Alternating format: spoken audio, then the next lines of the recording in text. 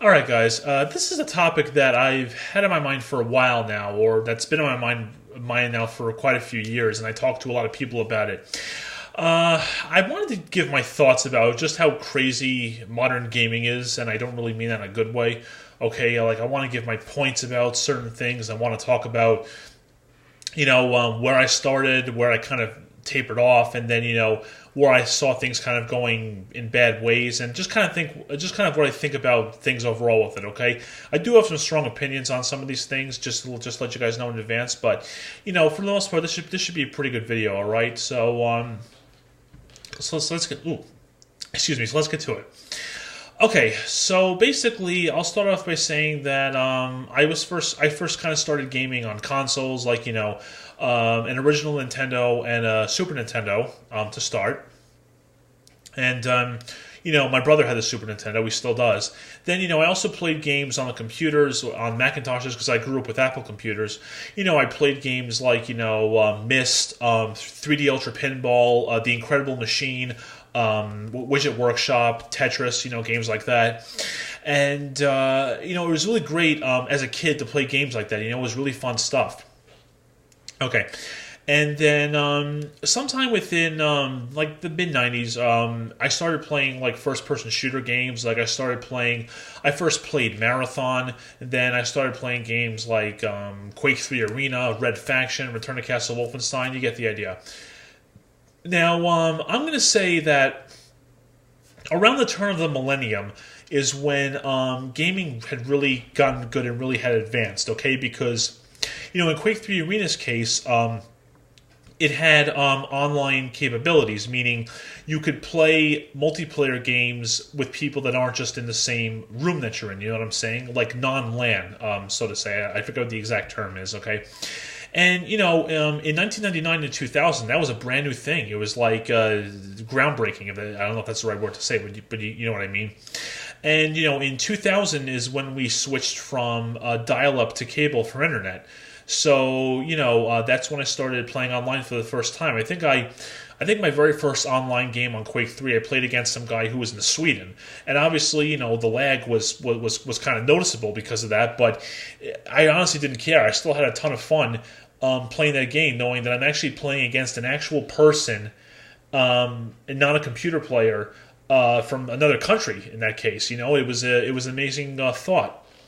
And I really enjoyed games like that for a long time. Like when I played Return to Castle Wolfenstein, I was a teenager, and I played that game a lot when I was a teenager. I played it in sometimes when, granted, I should have been, doing homework. But anyway, I was having a blast with it. Just people from all around the world. Some people right in Long Island, where I used to be. Some people in Texas, Florida, North Carolina. You get the idea. And okay, and those kinds of games were just great. I was having a lot of fun with it. For the longest time now, I played those games really. Marathon I still play here and there. It's died off a lot in the past years, but I played those online games a ton because they were great. And I'll tell you this: in 2004. That was the last time I bought a game, okay? And my reasons for that changed over the years. The last game that I bought was Myst 4 Revelation, okay? I got that around, I believe, Easter time of 2004. And my initial reason for not getting new games was because I was happy with what I had, plain and simple, okay? Quake 3 Arena, Return to Castle Wolfenstein, still getting a ton of play online, a lot of fun servers when I didn't have to do schoolwork and, things like that. Great time. And, at the time, I wasn't driving yet either, so I couldn't really go anywhere unless my parents brought me somewhere. So, there was also that. And, again, it was awesome. You just go to the game, hop online, go to the server you want, and start playing. It was a really wonderful, wonderful time. Okay, and then I think it was around 2007 and later where I noticed things were kind of heading in the wrong direction, okay? Now, what I mean by that is, in '07, Return to Castle Wolfenstein was really on the decline. It was just losing popularity after all the years it was being played. And around the start of that year, when I was on breaks from school, I was kind of like, oh, geez, what do I do? And then I forget how I how I got around it, but maybe I watched YouTube videos, so who knows. And then summer of 2007, I had to remember that within 2005, I played Marathon Online a couple times here and there, because originally Marathon was just it had to be LAN. There was no way around it. But then some things happened with it, just to keep it simple, and then it got updated. It became more compatible with newer computers, and then the online it was peer to peer, meaning you would have to host a game and people joined to play it. It was like that. But hey, for Marathon itself, that was a big advantage, And like I said, it was simple as that. You just go online. People are online. Someone hosts a game. You join. There you go. Okay. Now, the years later, things really started getting kind of bad, and that's the first topic I want to talk about here, which is company practices.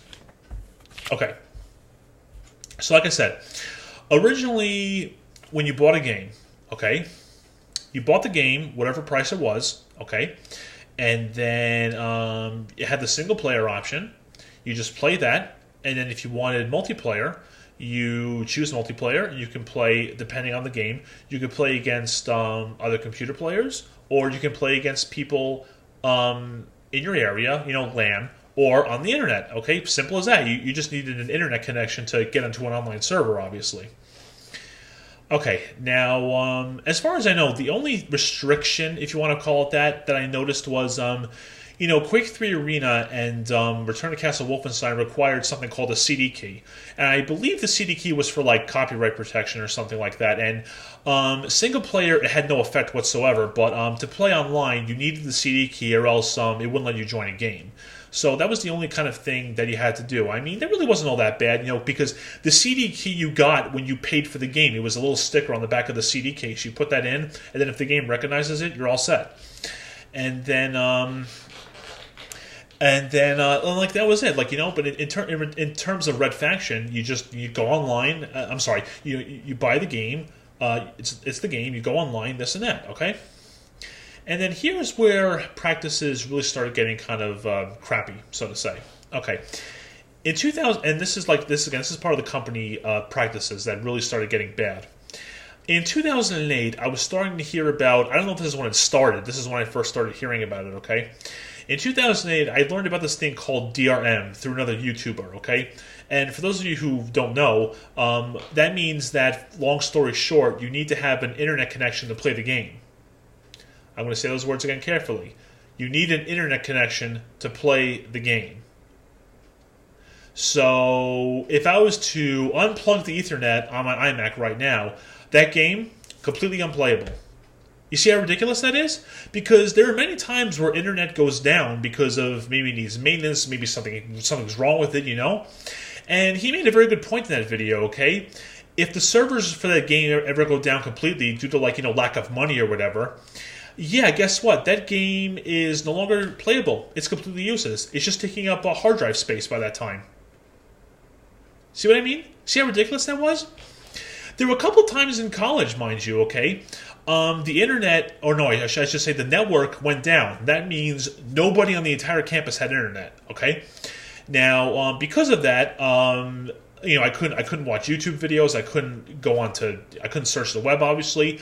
But all the games I had, whether it be Real Mist, Quake 3 Arena, Red Faction, I want to play the single player. Hey, I just open up the game, go to single player mode, and that's it. But no, on these games with this DRM stuff, you want to play that game? Sorry, you can't. Not until the network comes back up. Again, ridiculous. You know what I'm saying? And let's see. There's something else I want to go with that. Okay. Now let's get to game payments. Okay.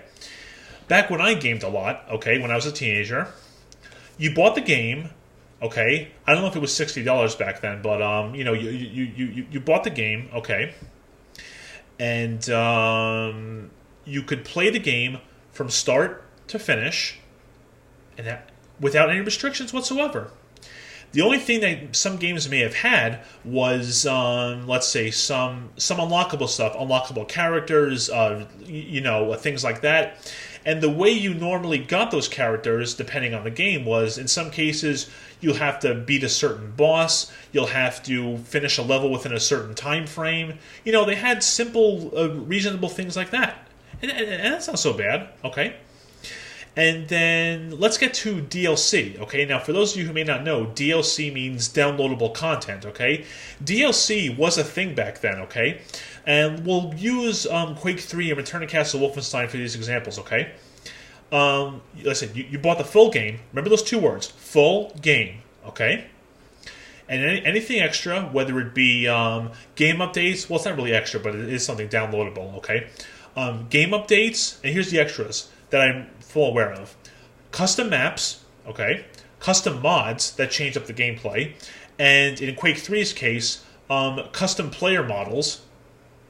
You wanted those? As long as you paid for the initial game, guess what? You can get as many of those as you want free of charge. They cost you nothing. As long as you paid for the original game first, you want all that stuff, have at it. It's yours. Okay? That's an example of how good the practices were back then, okay? And let's see. I had something else to add with that. Let me see if I can remember it. Well, whatever, okay? And it was great. Like I said, I completely agree with you have to buy the game first, then you can get all the other stuff with it free of charge. I completely agree with that. You have no complaints from me about that whatsoever. But nowadays, it's not so much that anymore, and that's an understatement, okay? Here's some company practices nowadays. You get a game for $60, okay? But nowadays, this is from a Jim Sterling video that I watched that a friend linked me earlier today. It's a base price, okay? Anything else, anything extra you want in that game, give us the cash, buddy, because you're not getting it for free anymore. And that's ridiculous, okay? You already paid for the game, but it's like, oh, you want those secret levels? $20. You want to beat that boss? $15. You want this, you want these extra items in the game? $20. Seriously? Okay? You paid $60 for a game, but now you have to pay all these extras for a game, okay, which back when, 10 plus years ago, you got for nothing. Like I said, back then, you paid for the original game, anything extra, all yours. These days, nope, no. We'll give you $60 for, here's another thing. We'll give you $60 for half the game, okay? And if you want to beat this game, $40, please. I'm not kidding. There are some games that are called pay to win, which means you have to pay extra money to beat the game. And the stupid thing is people actually pay for it. I'll get to that in a little bit soon, whatever. I'll get to that soon. Okay? And it's like, like I have nothing to say about it. You probably just hear how ridiculous that is, okay? You paid for a game, but to complete it or to beat certain bosses, you got to pay extra money. You want to go to the next half of the game? $30, please. I mean, you get the point that I'm making by now, but that's ridiculous. That's one of the reasons why I stopped buying games. I'm happy I stopped buying games 13 years ago. It's insane. Okay, and now let's see, what other practices do they have? I mentioned the DRM, okay, the pay for DLC. Aha, here's the other one, okay. You get a game at release, it has a ton of glitches, and some games you want to get the patch, or I don't know if it's called a patch, but if you want to get the updated version that fixes all that, more money, please. Are you serious? Do you see where I'm going with that? These companies have made the most ridiculous practices ever that has completely ruined gaming. It's like, give us money. Money. You know what I'm saying? Unbelievable. So all those things I just mentioned is part of the reasons why I can't stand modern gaming and why I don't really take part in it anymore, okay? People I've told who I don't like online gaming anymore, they mentioned to me about Steam. Okay, now I've heard about Steam. I do have problems with Steam. The first thing is they've since fixed this, but originally with Steam, you didn't like a game? Guess what? No refunds. Too bad. You're out of luck. Goodbye. Ridiculous. They've since fixed that, but okay, but whatever. You get the idea. The other problem is you have problems with that game. Good luck getting technical help with that game. They're about as useful as, I don't know, think of something unuseful. I can't think of something off the top of my head right now. All right? And, I've also, this is just a rumor. I don't know if this is true or not, but you can confirm or disprove it in the comments below. If Steam systems go down, a game you got from Steam is going to have problems being played. Again, that was just a rumor. I don't know if that's true or not, but if it is true, I wouldn't be surprised. It is unbelievable just some of the practices that these companies do nowadays, which, again, is why I don't take part in it. But now let's switch gears here for a moment, okay? Because the other thing I have on here is the players. Yes, I am not giving the players a free pass on this, okay? Because here's the thing. Players will complain about everything I just talked about just before, which is totally fine. I think it's horrible with what some of the companies do as well, okay? But what they do after that is completely the wrong thing to do, okay? Basically, they complain about how, oh, these companies want all this money, whatever, just play the game. You just paid for what you were complaining about, so that just invalidates the complaint you had before. Do you see what I'm saying? Players make this a big problem too, because, let me just get a drink of water here, sorry. Okay, so basically, you know what I'm saying? People are paying for the exact same things that they're complaining about. Or in this case, okay, they always complain about how this company is doing the wrong things, they should change that.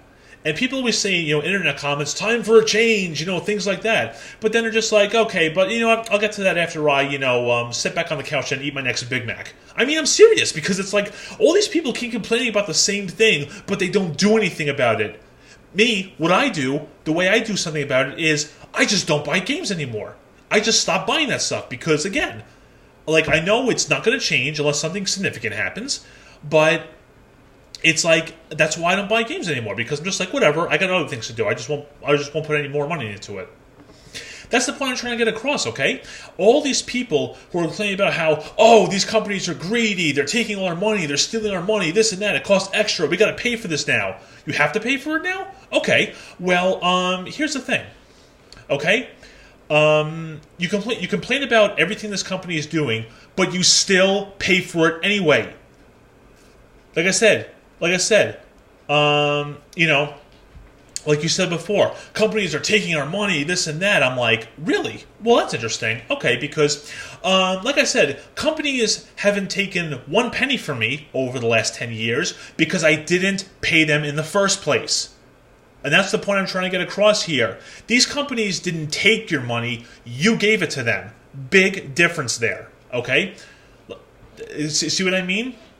They're always complaining about these practices, but they still pay for them. So it's like, you want the company to change, but you keep giving them money. So you're doing the exact same thing that's going to make them not change. It's unlikely that they will anyway, but you're not helping your cause if you just keep paying for it. Because people are like, I gotta have the game, I gotta have the game. You do? What, are you gonna like die or something if the game isn't bought because you don't have it? That's what I'm saying. There's another section I want to get to about players as well. Okay, players are so ridiculous when it comes to game graphics. Okay, like I said, I still occasionally play Marathon. This particular Marathon is from 1996. Okay, the graphics look very outdated, if you want to. Even I'm saying that, outdated compared to what's out there today. But it's so much more fun because of the gameplay. Okay, and let me ask you guys this, okay? When you're playing a first-person shooter online, and you're trying to get as many enemies as possible without, you know, dying yourself, I gotta ask you this. Are you even paying attention to every single graphical detail that game has? Okay? You're trying to survive, but instead of going to the enemy, you're like, oh my god, that tree looks horrible. That. Dead. Do you know what I'm saying? Okay? It's unbelievable because it's like, you know, you're doing all this, and then that one graphical thing is going to make you, nope, got to get rid of the game. And like I said, this is one of the reasons why I think some companies or publishers, developers, whatever, are under so much pressure, because a lot of these players are like, you know, oh, if this game doesn't have, you know, 10K resolution at 120 FPS, nope, the game's bad, I'm not getting it. You know how ridiculous you are when you do stuff like that, okay? You may not know this, okay? For a long time, I played Quake 3 Arena and Return to Castle Wolfenstein with my graphics on medium.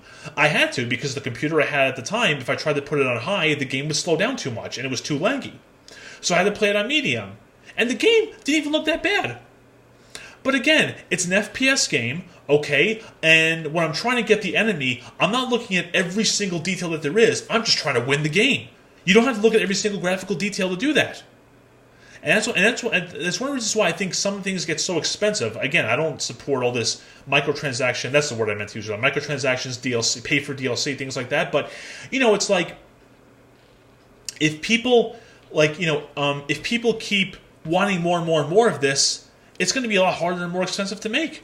So that's kind of why how the players are just as much to blame as the companies, because, like I said, they're supporting the thing that they're complaining about, and they're demanding more and more.